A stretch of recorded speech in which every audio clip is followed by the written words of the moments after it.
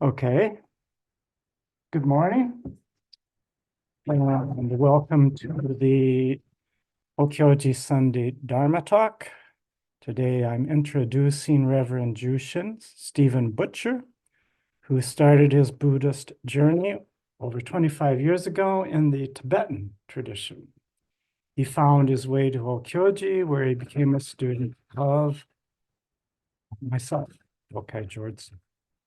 Jushin received jukai in 2013 and ordination in 2017. He's currently Hokyoji's board president. He hosts a sitting group on the banks of the Choptank River in Cambridge, Maryland, where he resides with his husband, dog, chickens, and garden. So I will now turn this over to you, Jushin. Thank you. Thank you, Dokai. Good morning, everyone. It's great to be with you on this Sunday morning. It's beautiful here in Cambridge on the banks of the Choptank. We don't literally sit on the banks of the Choptank. We sit at the yoga studio a few blocks up. But it sounds better that way. So my topic this morning is inspired by a little bit by the winter practice period and by our upcoming, I guess it's a discussion series on the Tenzo Kyokun. It'll be Tuesday nights online, I think starting March 5th. And it's Zazen or Zen in movement or in daily life. It's going to be a little bit more of a literature review than I normally give for a Dharma talk, because I'm a little bit, I'm not very good at this topic. So I can only give negative examples at the current time. And so I hope as a result, this will inspire some discussion about this. So I'm going to read a little bit here. This is from the Essence of Zen. Let me back up. So we were sitting around during the winter practice period during a time where we were permitted to talk. And someone asked me, what is your biggest challenge in practice? And it was probably the first time anyone had just like come out and straight out said such a thing. And I immediately replied, off the cushion. Like it's the off the cushion stuff that I find most challenging, and not the precepts, because, I think, except for maybe some of the chatter, gossipy aspects of some of the precepts, it's not that difficult really to go around and not steal things from people. But the Zen off the cushion is something I do find quite challenging. So let me just read then. This is from the Essence of Zen, the teachings of, Seikei Harada Roshi. This is translated by Daigaku Rume. And the section is Zen within movement, Zen within stillness. And this is Harada Roshi's, on retreat, we emphasize Zen within stillness.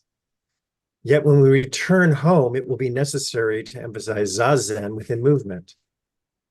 At the end of each sesshin held at my temple in Japan, I say to those who are going home, when you go back, please forget everything about the monastery, the Buddha, the Dharma, and Zen. Writing with a pen, painting with a brush, teaching students with blackboard and chalk. The work you do in your everyday life is already Zen.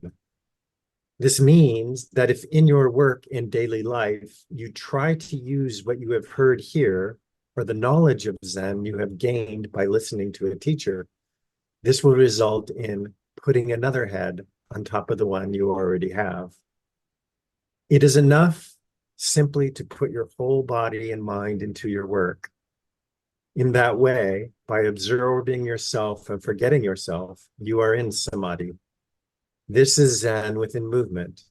If you consciously think, this is Zen, or I must be one with this, then that is not Zen within movement.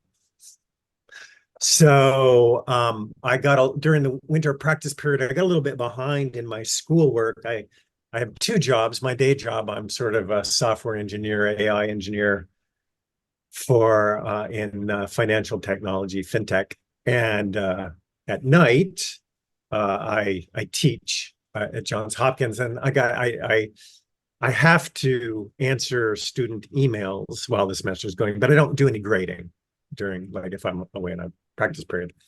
And so I have to leave it till I get back. And so I had a whole bunch of projects to grade. And so I got back on Monday or Sunday night late. Monday was a holiday, and I'm like, well, I'm tired and I'm just getting back. And I don't have to get them back to them. I always tell them I'll get them back to them within 2 weeks, and it's only been 1 week, so, or it will only have been 1 week tomorrow on Tuesday. So let me just get back to that.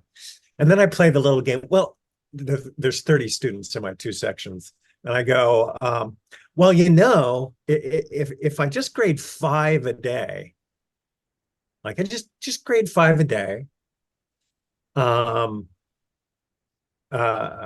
be good. I'll be done. Like, I mean, it won't take a little while. It won't be this huge burden. And, it'll just take me 6 days. I'll get through it. And then by Thursday, it's, well, this weekend, if I do 15 on Saturday and 15 on Sunday, then, I'll be done. I told them I would be done by Sunday. That's good. That'll do. So by the way, that is the current plan. I finally executed on one plan. I did 15 yesterday. I'll do 15 this afternoon. But I don't know. It sounds to me like the stages of, what are the stages of dying, or, rejection and bargaining and finally acceptance. And there are these weird ads I get on Instagram. I don't know about procrastination. And it always says, and I think the T word gets thrown around a lot, but it says procrastination is a result of trauma. And in this particular case, I'm going to side with the app on this one, because I've been teaching for 15 plus years. The students that come after you for their grades and yell at you, and for some reason my video just went away. Let me see if I can get it to come back. The students who come after you for your grades,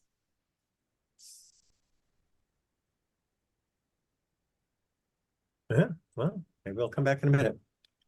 The students, and they complain, and it just, I like teaching, but grading sort of just makes me really nervous, because it's always going to be like, I always feel like it's going to be like, oh no, what is somebody going to complain about? What is somebody going to do? And it's just a little nerve-wracking. And so I just get really upset. I get all these stories and everything built around grading. So I don't like to do it. Harada Roshi continues, it is a curious thing, but most people who've attained enlightenment in the past have done so in Zen and movement. Why is this so? It is because in Zen, within stillness, little by little, without knowing it, we become attached to sitting. So it's a little funny, because Brad Warner was our guest teacher for the third week of the winter practice period, and I had driven him down from the airport and back to the airport. So we got to spend a lot of time together, and he was talking about how his own teacher, Nishijima Roshi, he would never have sessions longer than 3 days. So the original explanation was because he thought that people should, it was mostly lay people. He wanted people to be, he didn't want to take them out of their daily lives for very long, away from their families for very long. But then actually Brad told me later something, and he also thought that people who sat more than 3 days got weird. So I don't know what that is all about, but it sounds possible. There was also an interesting part. This is actually Katagiri Roshi. This is a talk. This is part of the book we had during the winter practice periods, a collection of transcripts from Katagiri Roshi over the years about karma. This one is July 4th, 1980, Taking Care of Karma. And he says an interesting spot here. He's talking about the triple world, and he's talking about the second world now is the world of form. In other words, this world has no sense of desire, but the material entities remain. The material world remains. Material world means not only material things, but even the spiritual things become material if you attach to them. Do you understand this? You may know Trungpa's book, Cutting Through Spiritual Materialism. If you really attach to the spiritual world, if you really handle the spiritual world according to the individual preconceptions or prejudice, the spiritual world turns into the material world. In other words, you don't understand the spiritual world exactly as it is. The spiritual world is understood in a very narrow way. At that time, it becomes the material world. At that time, it doesn't make sense. It doesn't work in the human world. Even though you have a spiritual experience, it doesn't work in your life. It's still a material thing, a material entity. This is the world of form. So, it can be sort of a danger here, like Harada Roshi is saying, to put another head on top of your head. Harada Roshi continues, however, even with regard to Zen within movement, there is a mistake that is easily made. Some people assume the condition of being twisted and turned about by things is enlightenment because there is no self. The state of true liberation is one in which both the ego self and other objects disappear. This is what we call the emptiness of the Dharma, the emptiness of the ego self. In the condition that I just spoke about, where the ego self has disappeared, but other things still exist, the Dharma remains. In such a condition, it is only natural that there will be a return to the former condition where the ego self remains. So here I just think he's thinking about, like, sometimes we can sort of get a sense of there not being a self, but we don't recognize that other things are not selves as well. And so we're not just in relation to them, even though we are only just in relation to them.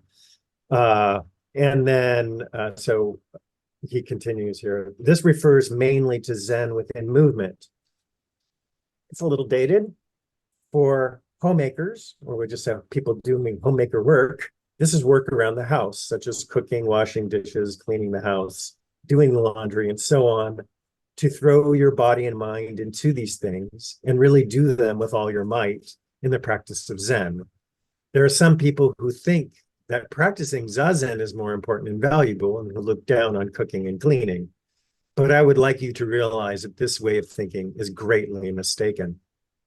On hearing this, there will be some who think if sitting and moving are both Zen, then when I am sitting and my legs begin to hurt, I prefer to stand up and move around.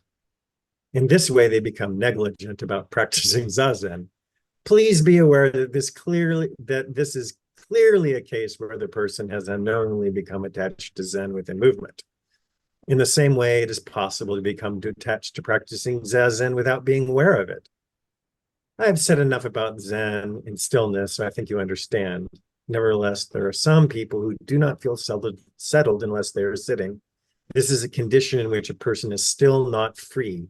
He or she is bound by a rope that cannot be seen. So obviously, when it comes to grading, I have a little trouble throwing my body and mind completely into it. It's and there are many things like that. My day job is a little weird right now. I don't know people. I'm sure AI is in the news a lot, and it's more so at work. And it used to be our AI group was sort of off in a corner, and people ignored us, and I was very happy of that. And now, unfortunately, we are very much on the center, and we're getting more people on our team, and we get talked about at all hands all the time. And not really a fan of that anymore. And there's a lot more movement and change. And, I don't really care for change anyway. And so it feels, there's a lot more friction. And so it's a little bit harder to throw yourself into it when there's sort of more friction going on. So this is what I certainly find challenging about practice. I want to read now a little bit. This is kind of interesting. I like to read our cousins' take on things. So we know that we practice in Dogen's Soto school, but his teacher's teacher, so when I was a little bit further back, it goes like 5 abbots back, but I think it's only 1 or 2 teachers back, was Hongxi, who was the proponent of silent illumination. So we have some Chinese cousins who are in Chan who are still practicing in that tradition. Actually, multiple traditions. This is Master Sheng Yan. I think he died a few years ago in Taiwan. He did a retreat on silent illumination, which becomes Shikantaza. And he gave talks. And so this is an interesting thing. He actually addresses this point full on. And I want to read a little bit again at length here because there are a lot of interesting things being said here. So this is the 6th day, and this is the dawn talk. There was one in the morning and one at night, and it's called Silent Illumination in Daily Life. By now, you all know how to relax and practice just sitting. But do you know how to apply silent illumination to daily life? If you do not, perhaps the effectiveness of this method has not taken hold, and coming to retreat has been of little use. It's like, ouch. So I want to talk about practice in daily life. It was common in ancient India for yogis to remove themselves from society to practice in solitude in the forests. There they could beg for alms and offerings from ordinary people who respected them. In China, there was no such tradition. Someone who went around asking for alms was simply a beggar. Practitioners had to work to survive and sustain their practice. For this reason, Chan has traditionally placed great emphasis on applying practice to daily work. Even before the arrival of Bodhidharma, who is considered to be the first patriarch of Chan, some practitioners emphasized meditation in their practice.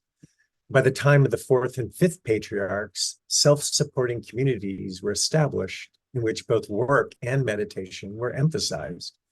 Even so, these communities were not widespread, since earning a livelihood was difficult in the community, and the public did not sustain the practitioners. In the 8th century, in the time of the 6th patriarch Huineng, practice consisted mainly of work. When he entered the monastery of the 5th patriarch Hongren, Huineng worked in the kitchen, milling rice for the large community. The records of his discourses do not mention him practicing sitting meditation. After he reached thorough enlightenment and received transmission from the 5th patriarch, he left the monastery and lived and worked with hunters, looking after their cages. If he found an animal trapped in a cage, he would open the cage, but let the animal decide for itself whether it wanted to go free.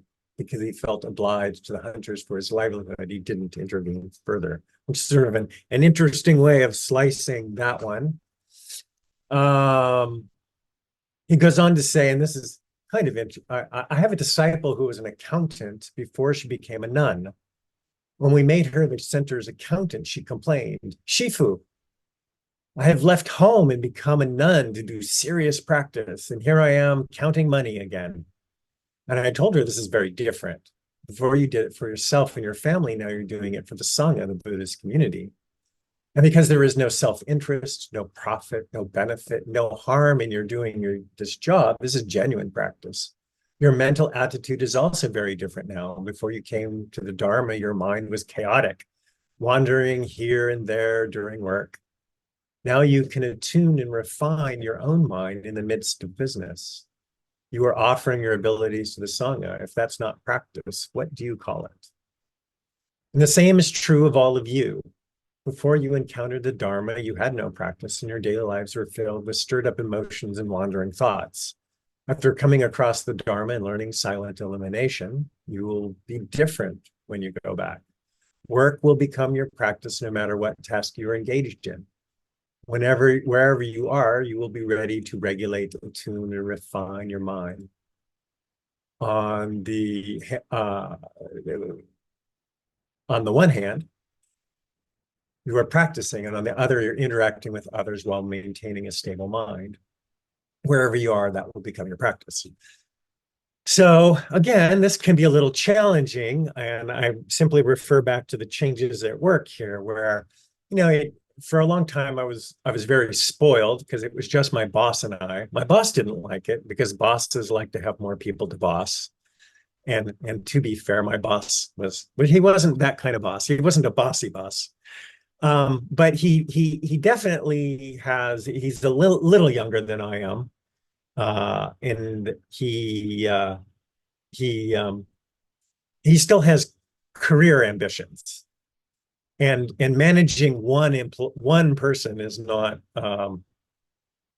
something to emphasize on your resume. So he wanted more people to manage, and now he's getting his wish because now we have more people to manage. But before, it used to be just a very nice give and take.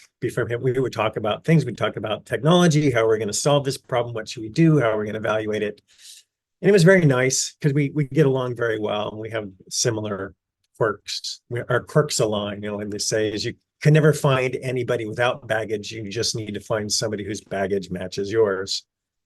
And so his and I's baggage matched very well.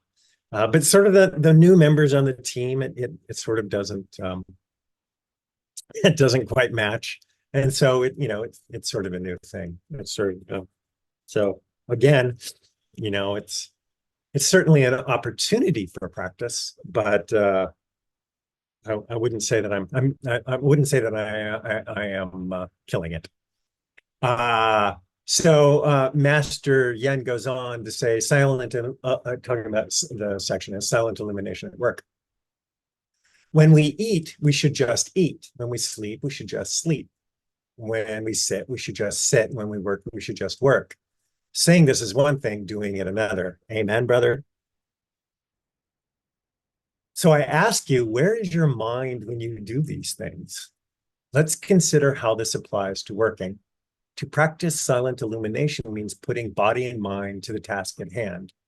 This also means applying the best method appropriate for the task. If you do it single-mindedly and with your best effort, you will complete the work with a very stable and relaxed mind.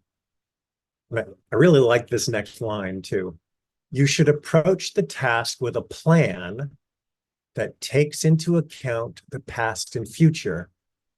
But once you start the task, focus on the present. So you should approach the task with a plan that takes into account the past and future. But once you start the task, focus on the present. You should carry out the task with a very even and ordinary mind without feelings of like or dislike, good or bad, or engaging in discursive thoughts. When you complete the task, reflect on whether changes are needed, whether the job was well done, and how you can do better in the future. This is how to practice silent illumination while working. But the principles are the same no matter what you are doing. Silence manifests when you do not generate vexations, attachments, and discriminations while carrying out the activity. Illumination manifests when you clearly understand the activity, focusing on carrying it to completion. So, yeah. So as I indicated, it's certainly it's a challenge. I sort of always, I don't know if this is the right way to do it, but I always think of sesshin as like training wheels. I know it can be a little stressful in the beginning for people who, you come in, you're not used to being Jisha, and all of a sudden you're up there and you're there for the week, and maybe you're going to only do it 3 times, and you're in front of everybody and you don't want to make a mistake. So it's really a little hard to get into sort of, throwing the body mind into the task. But, after you've been a few times, which is why you should go, you've been a few times, then the just sitting and the schedule and kinhin and oryoki and all of that, it's a good, I think it's a good practice for practicing Zazen in motion. Although I do sometimes feel like the leap between the two is maybe like there should be like a halfway house on your way out. Like there's sesshin, and then like we're gonna slowly, deep sea divers have to they have to go up in the bell slowly, otherwise they get the bends. I think sometimes you get the bends after you come from sesshin back into daily life. It's kind of interesting. I was looking, it's kind of interesting to see how a lot of these things sort of come up in Katagiri's talks. There was one where, let's see, I don't want to read the whole, let's see, this is from December 1st, 1982. It is a talk. It's the first version on Changsha wandering in the mountains, Blue Cliff Record Case 36. The case is one day Changsha was wandering in the mountains. Upon returning, when he got to the gate, the head monk asked, "Where are you coming from, master?" And Sha said, "From wandering in the mountains." And it's interesting to me here because once again, Katagiri ends up talking about, so actually the interesting thing here is because, and this isn't the same case, but he brings in the whole, when I first started Zen, mountains were mountains. When I started practicing, mountains were not mountains. And then when I realized the way, mountains were once again mountains. And Katagiri Roshi is talking about these 3 stages, and he said these 3 stages are always simultaneously present. And sort of the first stage is always this mastery, and I like the fact that he's always talking about like music and sports and these things where I think are sort of better examples, or at least more intuitive examples of throwing yourself into something. If you're playing soccer, football, tennis, even if you're, well, I don't know about swimming. When I swim, there's a lot of discursive thoughts going on. But playing music or doing other things, then you tend to have to throw yourself. If you think about what you're doing, it gets all fouled up. So I actually have had this experience. I certainly have this experience playing. I play the mandolin, and I've asked my teacher about it because all of a sudden you will just be like, you'll come out of essentially the flow, and you'll go, how am I doing this? Why are my fingers moving? What's going on here? And I asked my teacher who plays professionally, I was like, this ever happened to you on stage? And she goes like, oh yeah, it happens. It happens. And I certainly remember it happening when I used to lecture live. I would be like in the flow. The words were, I don't know where the words were coming from. And then all of a sudden I would be aware of lecturing, and I would like lose it. I would lose my train of thought. I wouldn't remember where I was or what I was talking about. So there's certainly that aspect to it. I think really though the interesting thing here was where Katagiri is talking about He's talking a little bit how this relates to time. If you want to master something, for instance, the tea ceremony or sports or calligraphy or reading, education, whatever, maybe you have to grab them one by one, these stages. But that is nothing but the analysis of human action in terms of time process. Broadly speaking, the full aliveness of human action is exactly including all three stages simultaneously. Otherwise, your movement, your daily life is very shaky, very uneasy, unstable. If you see human action only in terms of the time process, it's very difficult to settle yourself into self in your daily living. It's very difficult. And he actually brings this up a lot. This idea of what is it? The full aliveness of human action, which seems to me to be sort of his way of talking about Zazen in motion. Here's another one. See, this is a Blue Cliff Record 18. This is July 18th, 1981. And he talks about, again, as an example is, for instance, playing the piano. I always tell you, you cannot play the piano with just two hands. You have to play the piano with two hands, 2 feet, 2 eyes, nose, whole body, composers, your past life, the composer's feelings, the composer's heart, all the organs, heart and feelings. And then you can really play. So what do you mean touch the piano? Touching the piano is not touching the keys, not touching the human. To touch the piano is to touch all sentient beings. And then at that time, this is also called to touch the keys. This is the Buddhist understanding. And then he talks about, this is the Blue Cliff Record 34. Young Sean asks, where have you come from? November 17th, 1982. And he starts talking about dance.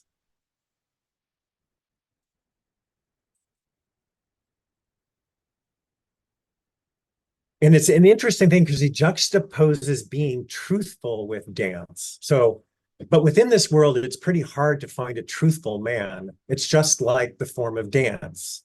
Within the form of dance, it's pretty hard to see exactly what the beauty of the real dance is. You can never touch it. But beyond your speculation, the beauty of the so-called dance is something more than the form of the dance. The form of dance is appearing and disappearing. So it's not the real art. The real art is pretty hard to find within the form of dance. Without the form of dance, you cannot perform dance. So you have to do it. In order to perform dance simultaneously, there is also the form of dance. But unfortunately, the form of dance is nothing but impermanent. So it's appearing and disappearing. And you have to see something more than the form of dance. We always say this is called the beauty of art, but what do we mean the beauty of art? Anyway, if you perform dance, you have to perform dance on the basis of this beauty of art. And then at the time, the form of dance becomes really beautiful. If you forget this point, the form of dance is just the form of dance, and it doesn't make sense.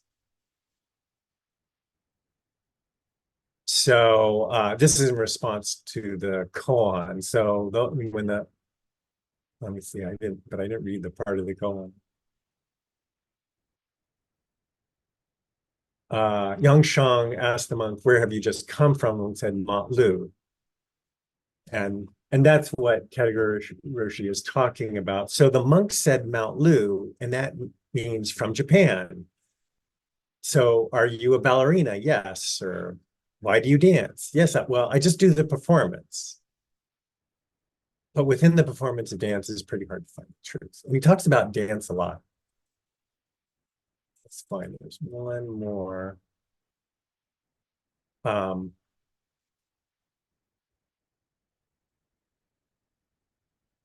Rhythm is not that you should catch it. Rhythm is that you must be tuned in on the dial to this rhythm, and you should dance it. That is your rhythm, completely beyond whether you like or dislike. You should live or you should die. When you really tune in on the dial to this rhythm of the self, it is called truth. Truth is to follow the rhythm of the self and absolute reality completely beyond your like or dislike. So if you want to die, you can die. If you want to live, you can live. Yes, if you want to grade, you can grade. So I'm going to leave it there for discussion and talk about Zazen in motion, dancing, truth, and fully human aliveness.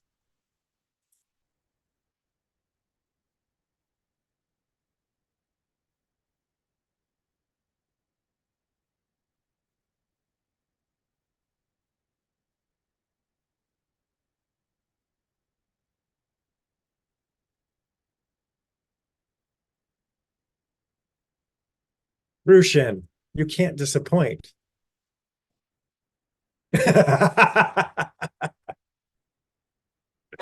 So when I came home, I had all kinds of things. It's been a very busy week, and even driving home, I was listening to public radio and what is it?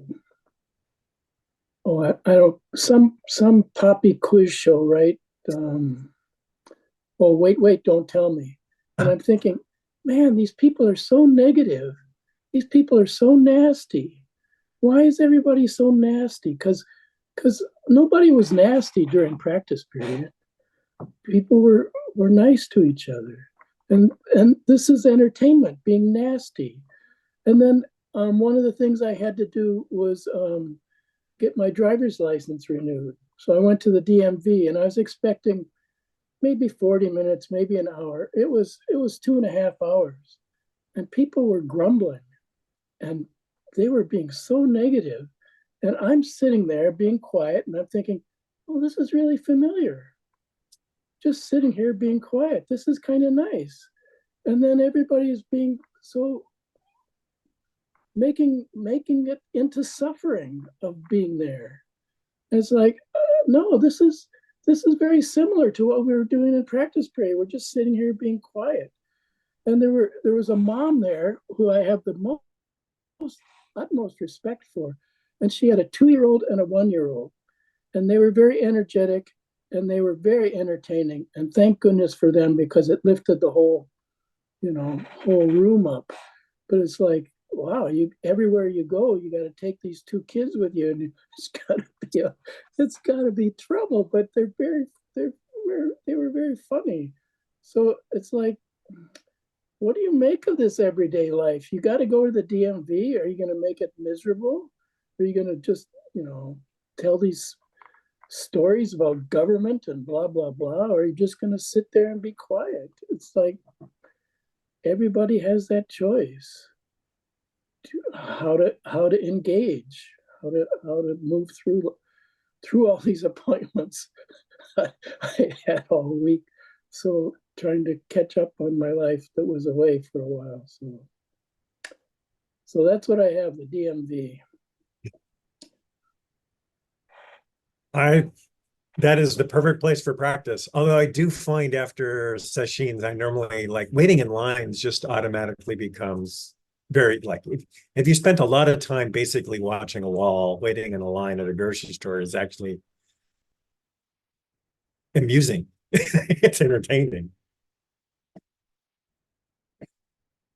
Anyone else?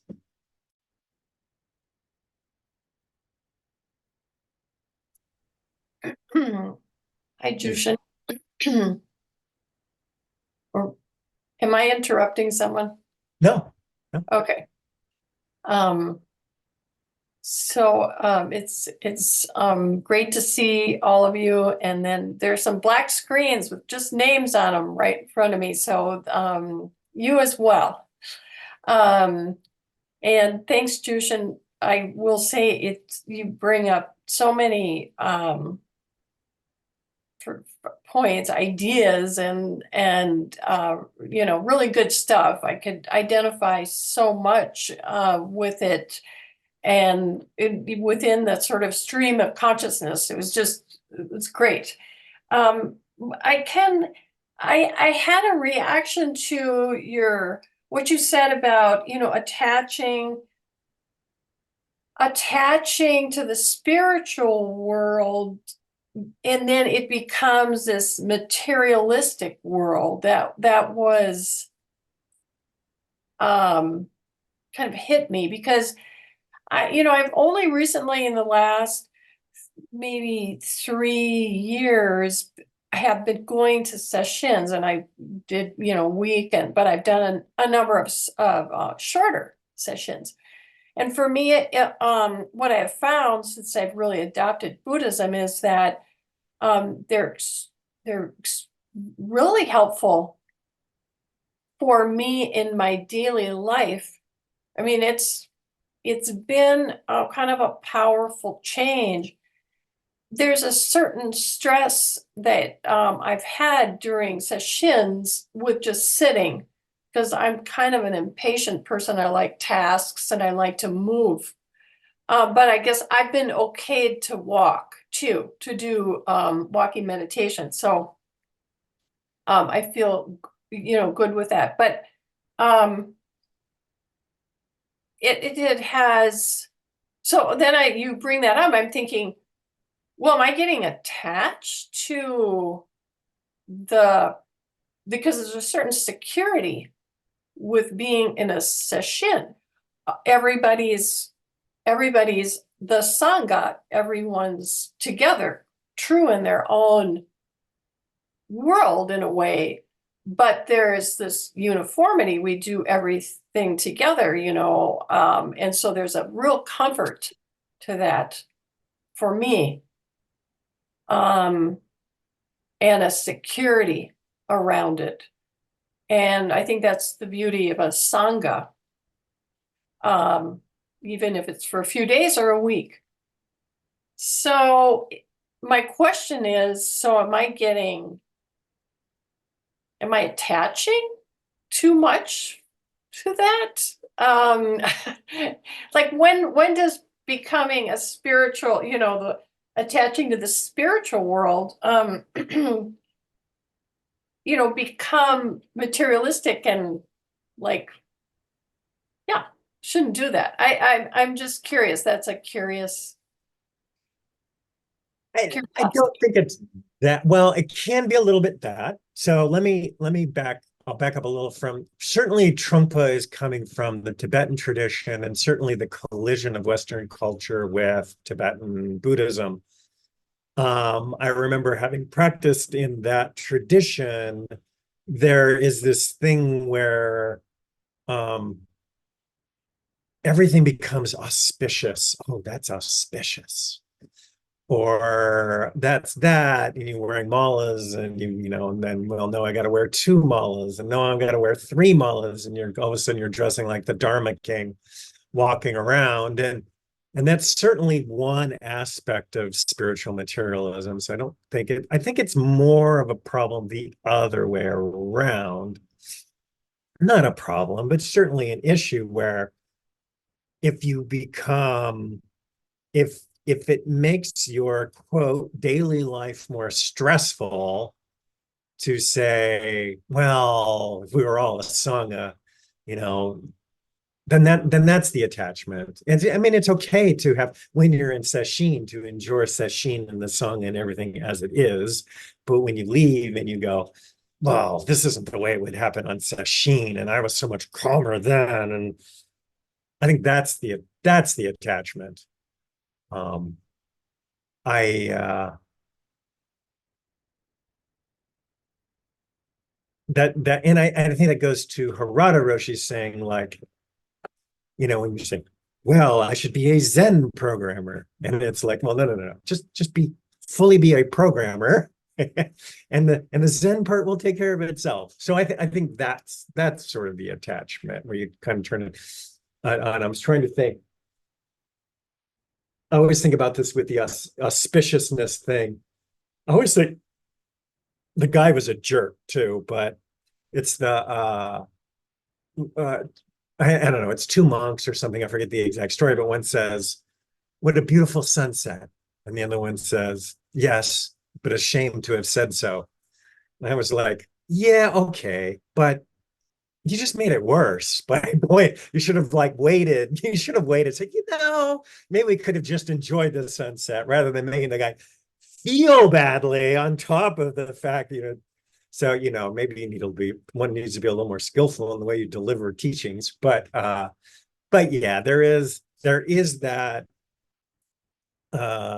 attaching discursiveness that you can add on to things rather than, this is work and this is, and I don't know, Doka might have something more interesting to say about this than me. Yeah, it's sort of an interesting thing. Well then, since well, I think attachment is everywhere, Mary. And it's a lifelong practice to kind of find that balance where we're not attached to either one side or the other, basically. The moment you were speaking, I thought, you can know you're attached when someone confronts you about something, or like not always, but it's a little wake-up call, like someone just notices your behavior's a little off, or you're saying things a little weird, and they maybe indicate that to you. We can listen to that and see what they're saying. So I would say paying attention to how the Sangha is reacting to your practice is one way you can find out. I tell this story often, but during a practice period in Buddhist time, they would have this ceremony after 90 days, and the person would go in the middle of the circle, sit around the people he or she had been practicing with, and would ask them, how do you think I could improve my practice?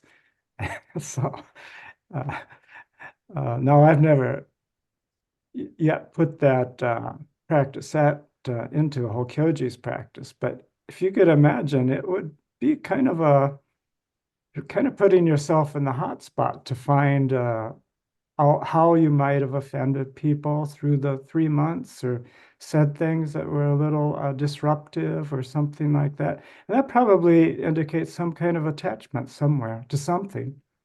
So I think it's listening to other people, paying attention, how you're interacting. And it's not only, the Sangha, like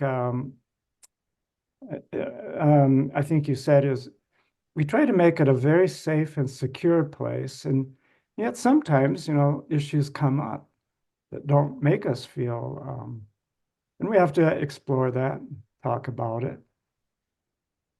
And then when we go out in the world, we can pay attention to how people react to what we say or do, and just pay attention to it,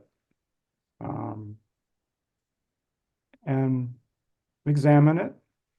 It's not always correct, or but on the mark. If someone, is rude to us or something, they might be.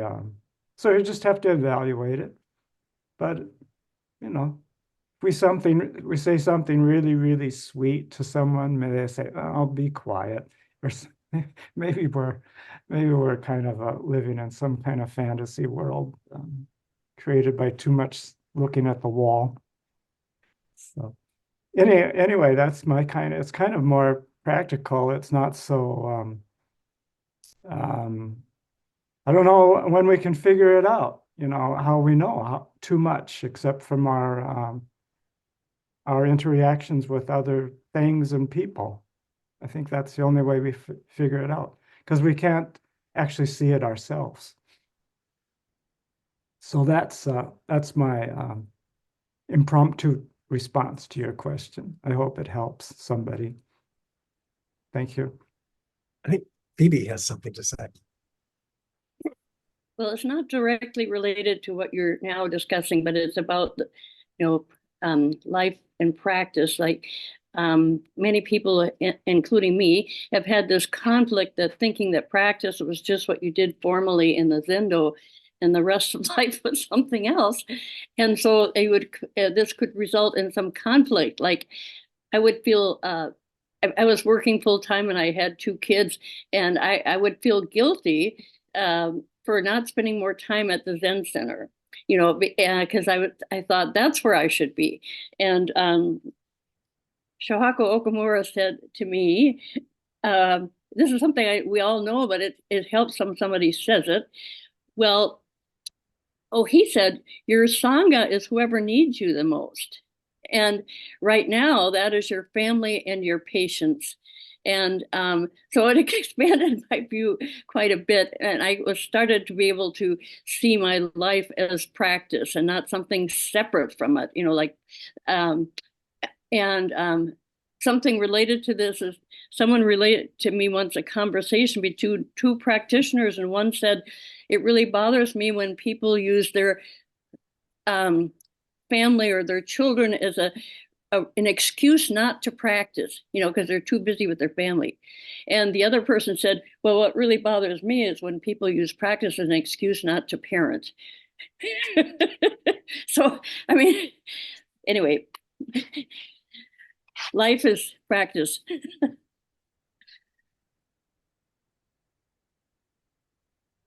And also, the story, we get a little bit spoiled because, we only practice for a week, whereas in the monasteries, they're there all the time, and people are telling stories about these silent monks screaming at each other with their hands.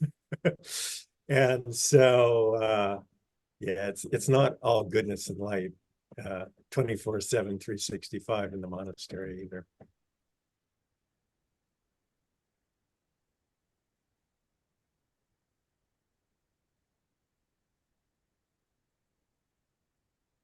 I wanted to add something about, I recently had this idea that, when you're talking, how do you know if you're attached, detached, or whether it's materialism or not? Sometimes I think that we get too involved in our self-reflection, and we could maybe just let that go and just live. In other words, instead of questioning things all the time, like, is this, is that, am I doing this? Am I doing that? Well, maybe just let that I was wondering all that be, someplace else, and just do what you need to do without second guessing it all the time. Yeah. An idea. Yeah.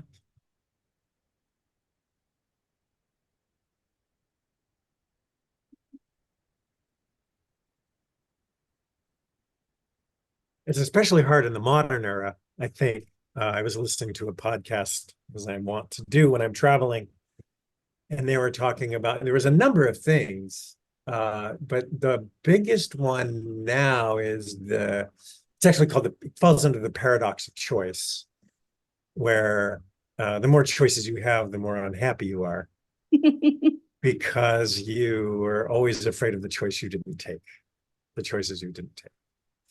And that people were ironically maybe happier 200 years ago in some respects because they didn't have the choice. And so, their father was a plumber and they become a plumber. Well, maybe not 200 years ago. They were a farmer and their father was a farmer and they became a farmer. But we certainly, in this day and age, and I suffer from this problem as well, and maybe especially where, you end up trying to do so many things that it just makes you more and more unhappy, because not only you're not doing them, but you're upset at the things you aren't doing. So that really makes it hard to throw yourself into it.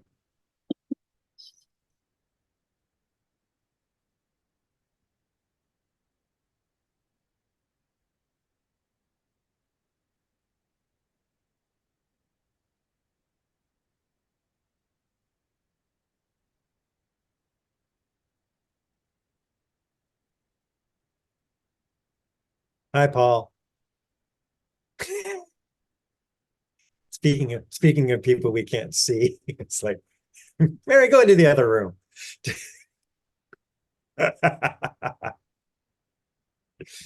There he is. There he is. I haven't seen you in forever. There you are. Yeah.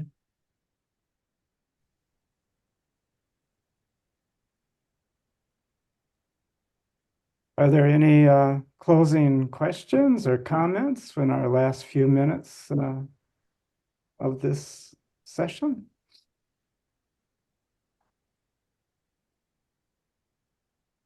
Okay, then I'll start to wrap it up.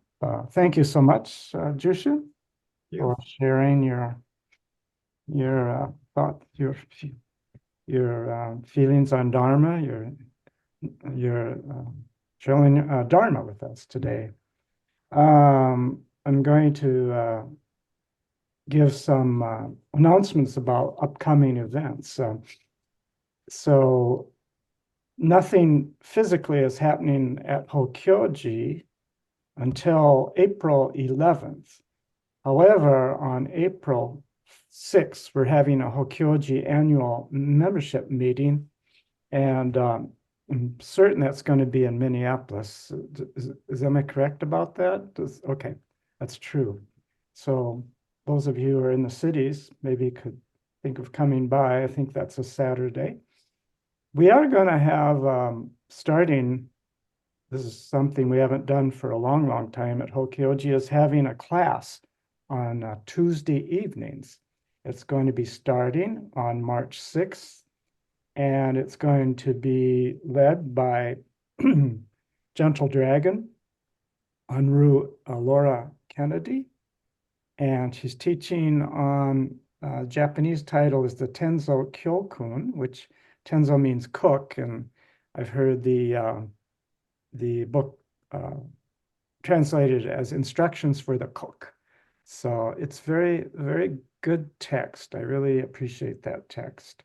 And she's giving it, I don't know if I've said it, but it's 8 Tuesdays starting on March 6th. And it's probably 7 or 7:30. I forgot to look up the time.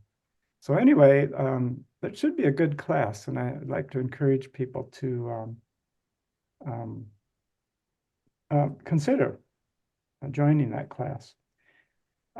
Next week's speaker is myself, Dokai, and I'm not sure who's after that, but you can check the website. I'm sure Jushin takes care of that, and he'll have April speakers or the rest of March and up soon on the website.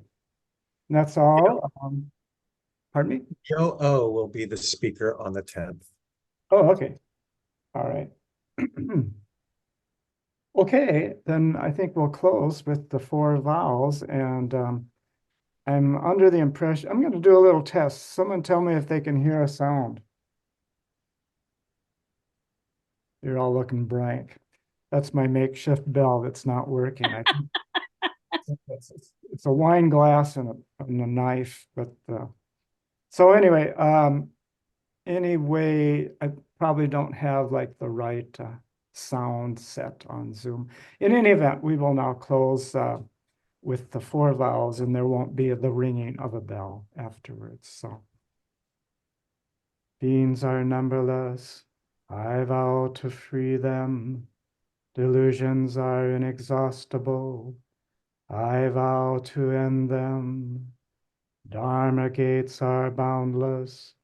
I vow to enter them. The Buddha way is unsurpassable. I vow to realize it. All right, everyone. Thank you so much. Thank you for joining us today, and hopefully see you next week.